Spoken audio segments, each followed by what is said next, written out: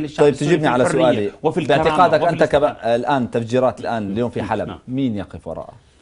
يعني شوف، يعني أنا بعرفك أنا ما يعني مش يعني أنا ما يعني بتشتغل مع ميليس وشو اسمه، بس يعني هلا واضح جدا، واضح جدا في بلبلة، واضح جدا، وفي تضليل كمان. يعني في البداية أعلن المجلس السوري، المجلس الجيش السوري الحر، أنه تبنيه لهذه التفجيرات.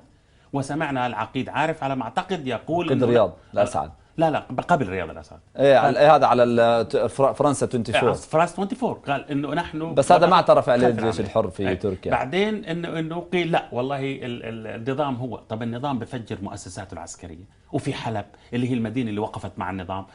يعني مجنون يحكي وعاقل يسمع. يقولون لي بث الرعب في اهالي مدينه حلب من اجل ان لا يخرجوا، اشمعنى يوم الجمعه وبنفس الوقت يعطي نتائج. انا لا اعرف، انا مجرد اقول يعني من يقف خلف هذا العمل فهذا عمل ارهابي. من يقف خلفه بغض النظر، يعني الشعب السوري يحتاج الى اطمئنان ويحتاج الى التقاط الانفاس. بعدين هذه التفجيرات استهدفت مؤسسات عسكريه ولم تستهدف مؤسسات مدنيه. طبعا لو بده يبث الرعب في نفوس الحلبيين بفجر سوق يا اخي، بفجر سوبر ماركت، بفجر مسجد. وفي مثلا يوم الجمعه مثلا، يعني اللي هو في اعداد كبيره من الناس.